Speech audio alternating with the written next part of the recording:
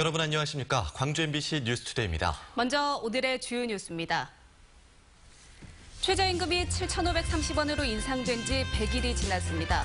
영세업체들의 인건비 부담을 덜어주기 위한 일자리 안정자금 제도의 허점이 드러났습니다.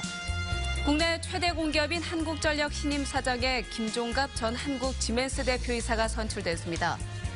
퇴직을 앞둔 구청 간부 공무원 10여 명이 단체로 외유성 공로연수를 떠났습니다. 법적인 근거도 없는 데다 구청장마저 선거 출마로 공석인 상태였습니다. 오는 27일 남북 정상회담 개최를 계기로 10년 넘게 막혀있던 남북 교류 사업의 물꼬가 트일지 기대가 커지고 있습니다. 첫 소식입니다. 광산구청의 간부 공무원 10여 명이 세금으로 외유성 해외 연수를 떠났습니다.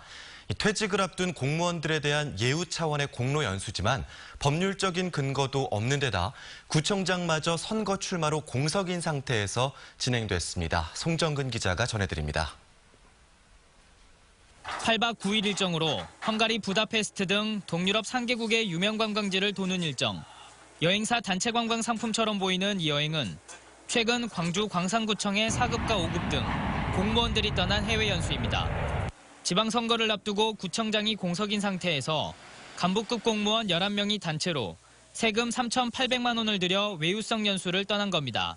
공직을 마무리하고 또 마지막으로 국외 선진지를 통해서 배움을 통해서 이제 후배 공무원들이나 이런 분들한테 남겨줄 수 있는 것을 공부하기 위해서 공직자 국외 연수는 30년 이상 근무한 공무원들을 예우하는 차원에서 시청과 구청 등 지자체에서 관행적으로 이루어지고 있습니다.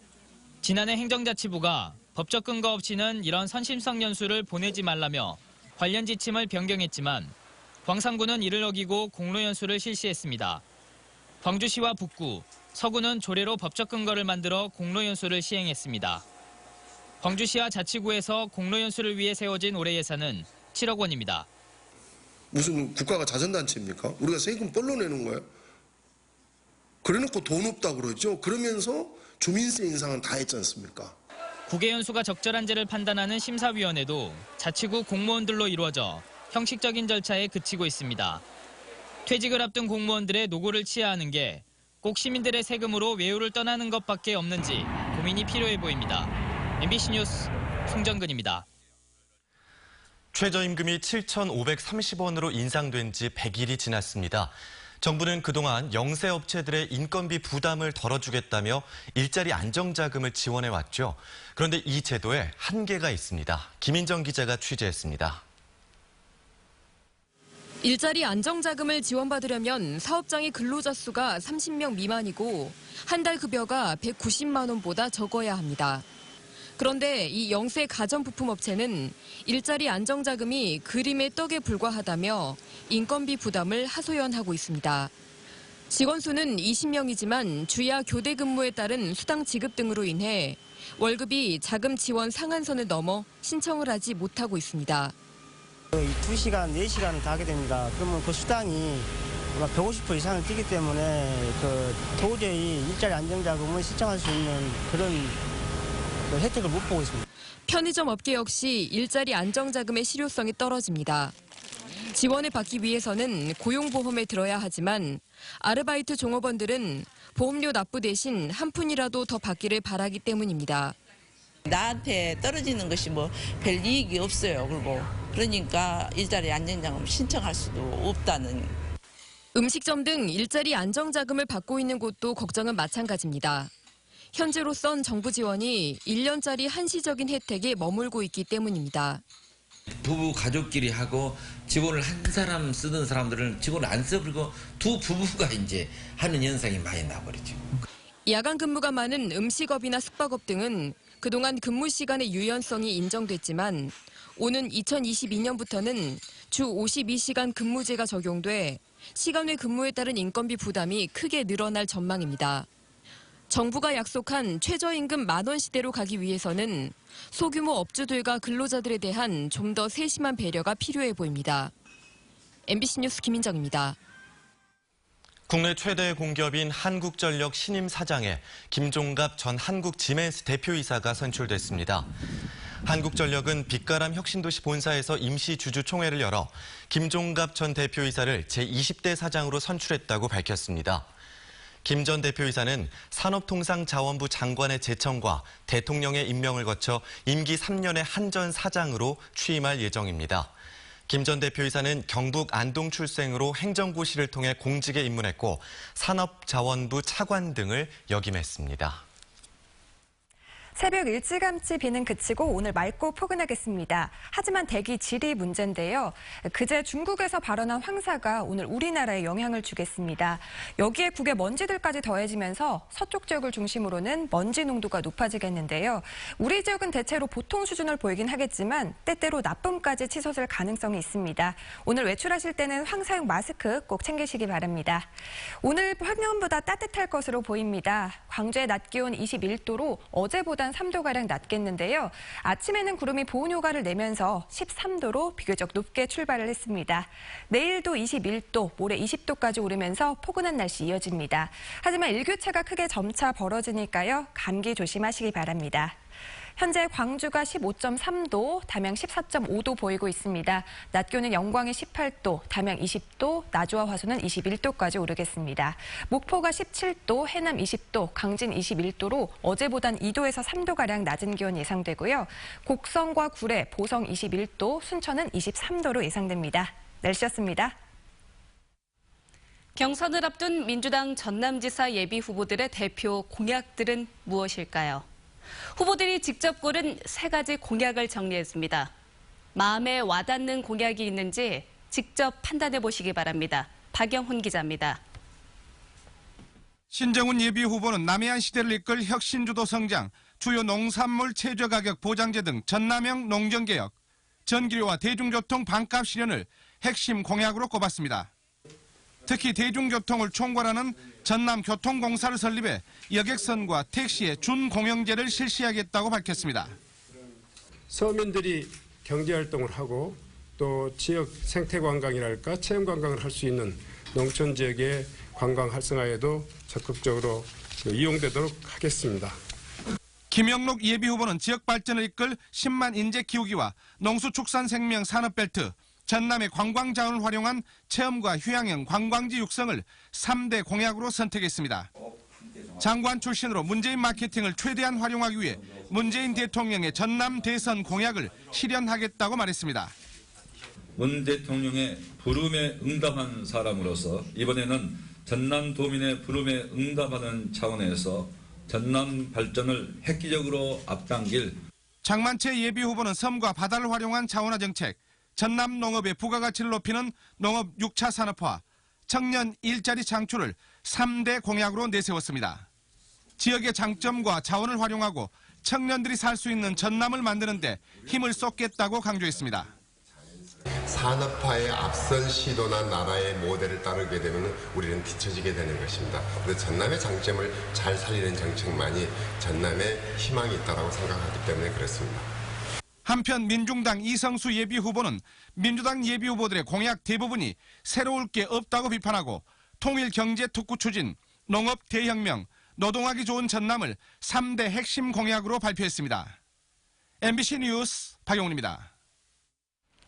민주당의 양향자 광주시장 예비후보가 빅데이터를 활용한 교통량 예측 시스템을 도입해서 교통 여건을 개선하겠다고 밝혔습니다.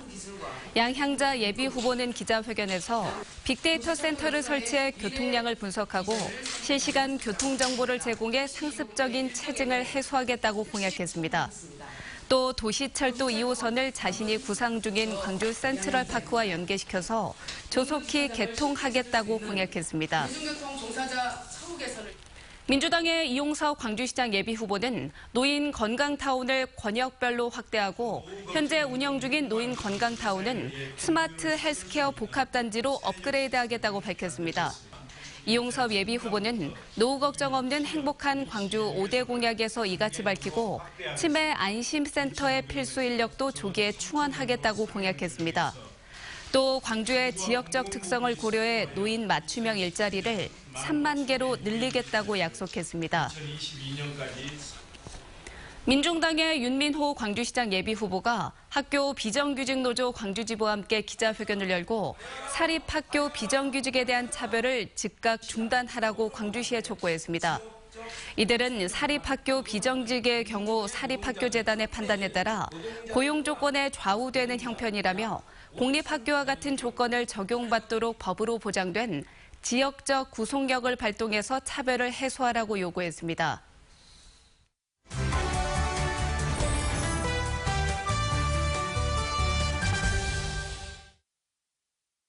정부가 내놓은 개헌안은 지방 분권을 대폭 확대하는 내용을 담고 있습니다. 오늘은 지방 분권 이슈를 경제적인 시각에서 살펴보겠습니다. 네, 임상수 조대 경제학과 교수님 나와 계십니다. 안녕하세요. 네, 안녕하세요. 안녕하십니까? 네, 지방 분권을 확대한다고 하면 행정, 입법, 또 재정 등에 대한 지방의 권한을 확대하겠다는 건데 특히 재정 분권이 핵심적인 내용으로 진행이 되고 있는 거죠? 네.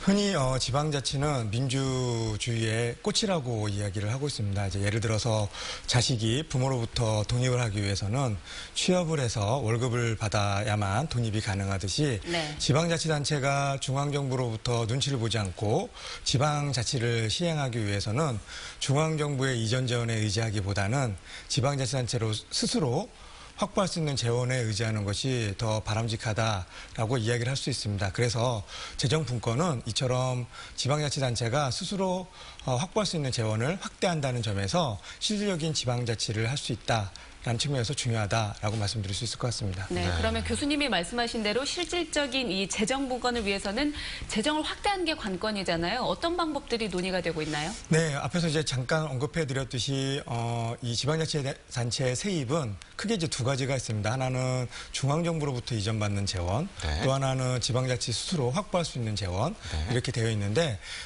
재정 분권은 조금 전에 말씀드린 것처럼 지방자치단체 스스로 확보할 수 있는 재원을 말씀을 드리는 것이고 이걸 확대하기 위해서는 국세, 지방세 이양 부분을 지금 언급을 하고 있습니다.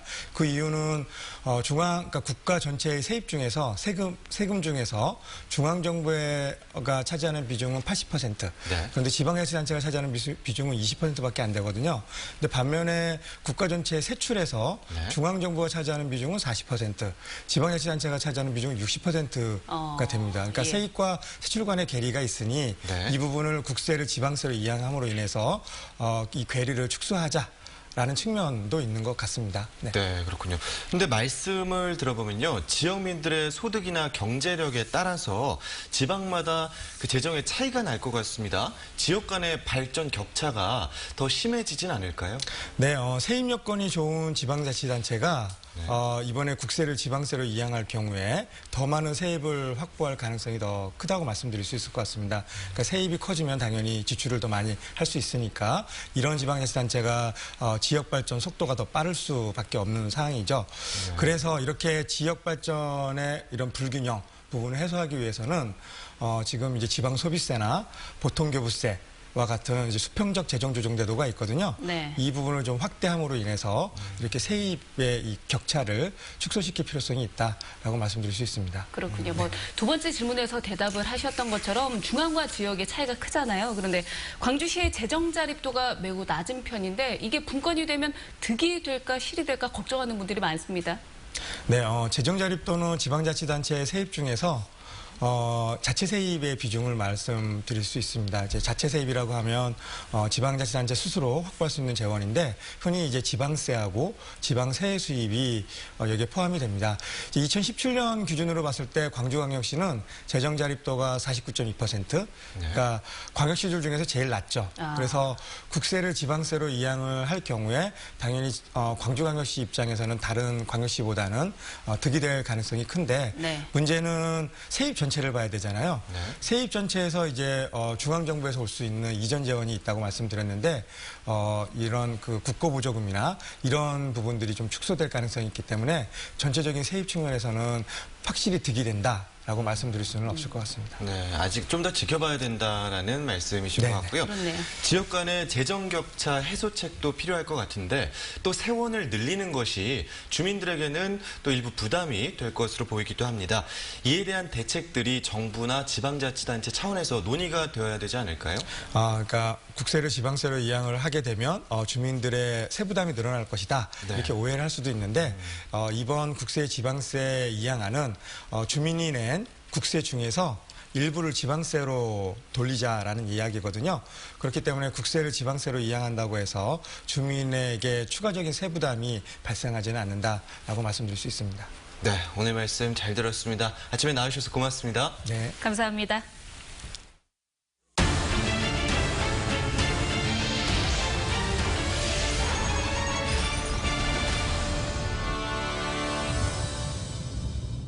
역사적인 남북 정상회담이 이제 보름여 앞으로 다가오면서 남북 화해 무드가 조성되고 있습니다.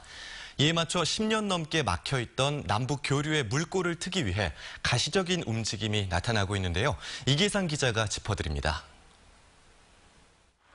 6.15 공동선언 6도를 기념해 광주 평양 직항 노선이 열리고 북측 대표단 120여 명이 광주를 찾았습니다. 광주 시민들은 북측 동포들을 뜨겁게 환대했고 금방이라도 통일이 될 것처럼 남과 북은 가까워졌습니다. 이렇게 만나게 돼서 정말 반갑습니다. 이명박 박근혜 정권 내내 남북 교류는 잃어버린 10년을 보냈고 이제 다시 한반도의 평화의 봄이 움트고 있습니다. 광주 지역 시민사회단체들은 오는 27일로 예정된 남북 정상회담을 앞두고 남북 청소년 수학여행 사업을 주요 의제로 채택해달라고 촉구했습니다.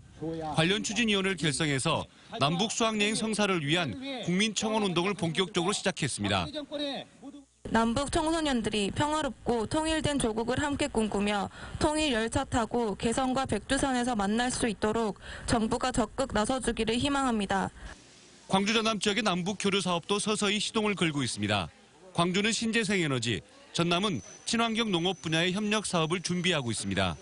상호 협력해서 북측에 투자해가지고 남쪽도 잘 살 수 있도록 하는 그런 상호주의에 입각해서 개발 협력 사업을 하기를 원하고 있는 거죠. 역사적인 남북 정상회담 개최의 즈음에 남도의 남북 교류 사업도 활발해질 거라는 기대감이 커지고 있습니다. MBC 뉴스 이계상입니다. 이런 가운데 광양에 사는 한 50대 남성은 남북 정상회담의 성공을 기원하는 특별한 이벤트에 나섰습니다. 국토 남단에서 분단의 상징인 파주 임진각까지 무려 427km를 맨발로 달리는 겁니다. 박민주 기자가 전해드립니다. 광양이 고향으로 올해 51살인 조승환 씨. 맨발로 산을 오르면서 맨발의 사나이로 이름을 알린 조 씨가 또 한 번 도전에 나섰습니다. 전남 광양 배알도에서 경기도 파주 임진각까지 427km를 맨발로 달리는 겁니다. 조 씨가 맨발로 힘든 도전에 나선 이유는 오는 27일 열릴 예정인 남북 정상회담의 성공을 기원하기 위해서입니다. 맨발 국토 종주를 통해 남북 평화의 의미를 전달하고 싶다는 겁니다. 4월 27일 날 남북 정상회담 성공 기원을 위해서 광양에서 임진각까지 맨발로 427km를 달립니다. 남북 정상회담 성공 기원을 위해서입니다. 광양시는 출발에 앞서 광양시청에서 국토 종주 출정식을 갖고 조 씨를 응원했습니다. 조 씨는 올 초 눈 덮인 한라산을 올라 독도를 알리기도 했습니다. 최근에는 100km 달리기로 평창 동계올림픽의 성공을 기원하며 맨발의 사나이로 주목을 받았습니다. 평화를 기원하며 조 씨가 내건 새로운 도전이 남북 정상회담의 성공으로 이어질지 지역민의 관심도 커지고 있습니다. MBC 뉴스 박민주입니다. 어제 낮 12시 30분쯤 광주시 남구 박림동의 한 사거리에서 신호등 전선에서 합선이 발생하며 보행자 40살 김모 씨 등 2명이 목덜미와 손목에 화상을 입었습니다. 경찰은 전기가 약하게 흐르는 부분에서 합선이 발생했다며 국과수 등의 정밀 감식을 의뢰하는 등 정확한 경위를 조사하고 있다고 밝혔습니다. 어제 낮 4시쯤 나주시 남평읍의 한 축사에서 불이 나 1시간 만에 큰 불길을 잡았습니다. 불이 나자 축사 안에 있던 소 30여 마리는 긴급 대피 조치가 이루어졌습니다. 경찰과 소방당국은 현재 정확한 화재 원인을 조사하고 있습니다. 신안 섬마을의 여교사를 성폭행한 혐의 등으로 기소된 학부모 3명에게 징역 10년에서 15년의 형이 확정됐습니다. 대법원 3부는 강간치상 혐의로 기소된 39살 김모 씨와 35살 이모 씨, 50살 박모 씨의 상고심에서 각각 징역 15년과 12년, 10년씩을 선고한 원심 판결을 확정했습니다. 이들은 지난 2016년 5월 신안의 한 섬마을 초등학교 관사에서 잇따라 여교사를 성폭행한 혐의로 구속 기소됐습니다.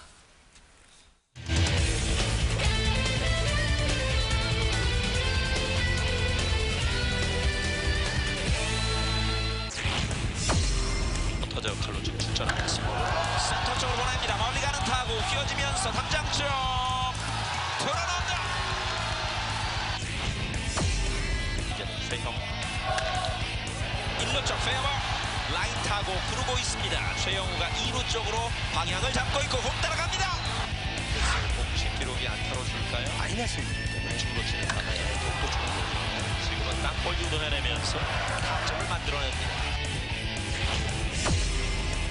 볼투 3구를 때렸습니다. 높게 빗맞은 타구가 안치홍이 잡았어요. 그리고 홈에 승부 홈에 들어옵니다.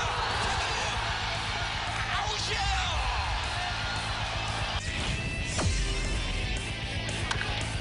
잡아당긴 타구 하주성 마지막 바운드 튀면서 뒤로 흐릅니다. 잡아다 때렸습니다. 좌중간을 열 수 있습니다. 좌중간을 여는 타구. 이 타구에 안치홍이 3루까지 그리고 타자자 2루에서 아웃! 그러나 비디오 판독을 요청하는 기아 타이거스. 판독은 세. 잡아당긴 타구 유격수 글러브 맞고 옆으로. 그러면서 주자는 3루자 득점 2대2 동점. 김민식의 타구 다시 한번 안타. 기아 타이거스가 경기를 한꺼번에 뒤집어 버립니다.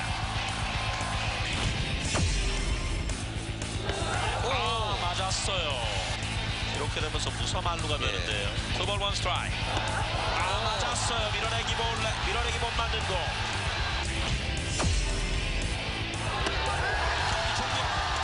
하나가 한 점을 지켜냅니다. 최종점 4대2, 4대3.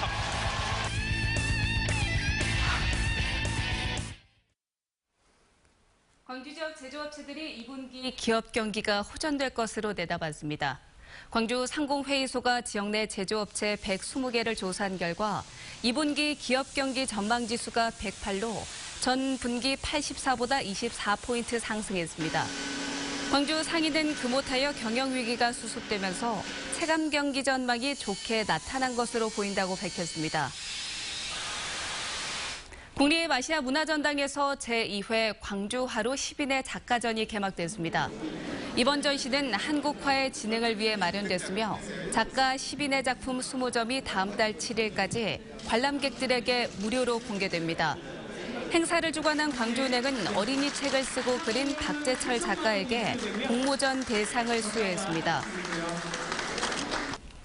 장성군의 수건 사업인 공설 운동장 건립이 시작됐습니다.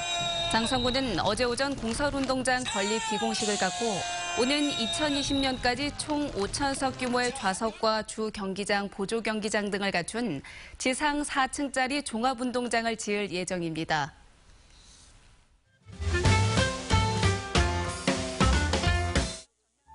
완도군과 신안군, 담양군 전체가 전통문화와 자연이 잘 어울리는 마을, 슬로우시티로 지정됐습니다. 기존의 완도 청산도와 신안 중도, 담양 창평에 한정됐던 것이 확장된 건데요. 지역 브랜드 가치가 높아지는 것은 물론 관광객 증가 등 부수적인 효과도 기대됩니다. 청소년이 뽑는 광주시장과 교육감은 누구일까요? 청소년들의 뜻을 확인하고 18세 참정권의 필요성을 알리기 위한 모의 투표가 이번 지방선거에서 실시됩니다. 투표 결과는 당선 결과에 영향을 주진 않지만 실제 선거처럼 진행되고요. 당선자에게 결과가 전달됩니다. 그동안 다세대 주택이나 상가 등 개별적으로 재활용품을 버리는 곳에서는 분리수거가 잘 이뤄지지 않았는데요. 나주시가 폐현수막으로 만든 재활용품 전용 수거 봉투를 무료로 보급한다고 밝혔습니다. 노인 일자리 참여자들이 만드는 이 봉투는 오는 6월까지 인구 밀집 지역 중심으로 보급되고요. 시범 기간 이후 나주 전 지역에 전달될 예정입니다. 차별과 천대, 가난 속에서도 조국에 대한 그리움과 비판의식을 그림에 녹여냈던 제1화가 5일.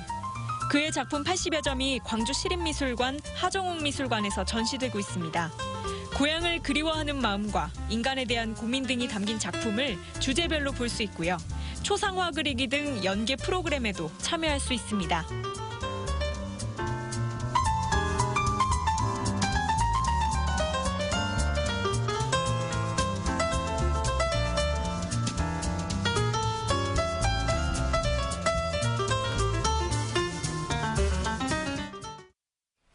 새벽 일찌감치 비는 그치고 오늘 대체로 맑고 포근하겠습니다. 하지만 대기 질이 문제인데요.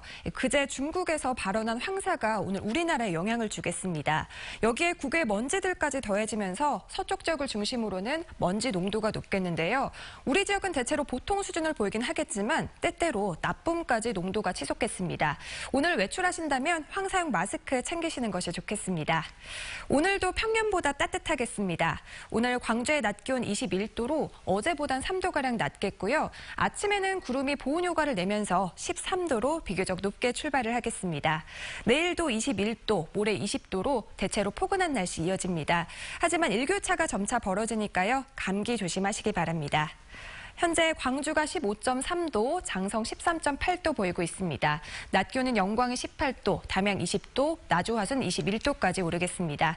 목포가 17도, 해남 20도, 장흥 22도로 어제보다는 2도에서 3도가량 낮은 기온 예상됩니다. 곡성과 구례, 보성 21도, 순천은 23도까지 오르겠습니다. 오늘 아침까지 남해상을 중심으로는 바람이 강하게 불고 물결 높게 일겠습니다. 항해나 조업하는 선박들은 각별한 주의가 필요하겠습니다. 금요일까지는 맑고 포근한 날씨 이어지고요. 토요일에 우리 지역 비가 한 차례 내리면서 기온이 떨어질 것으로 예상됩니다. 날씨였습니다.